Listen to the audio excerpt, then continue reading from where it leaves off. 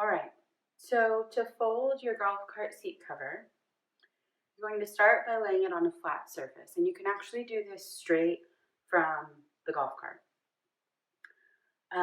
It's important that you want to lay it down with the pattern side facing up so that the pocket is on the underside. So once you have it laid down, maybe this is the way you've been sitting on it as you've been using it, you're going to take each edge and fold it to the center, making sure that the bottom edges line up together on either side. Then you'll notice the stitching of the pocket. The next step you're going to want to do is to fold each edge to that outside pocket.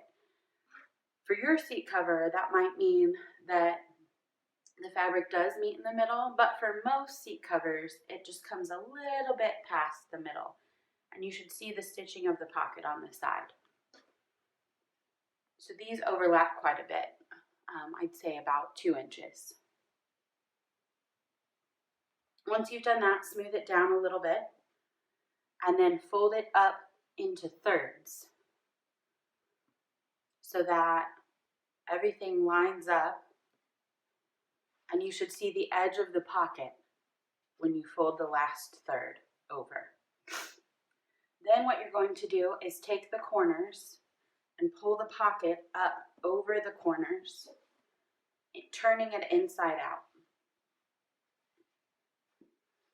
I like to then stuff my corners and poke them out so that they look nicely, but you don't have to do that. The most important thing is that your seat cover is inside the pocket and the tag is sticking out. If you've done that, you've done it correctly. You can go ahead and hook it to your golf bag and you're ready to go.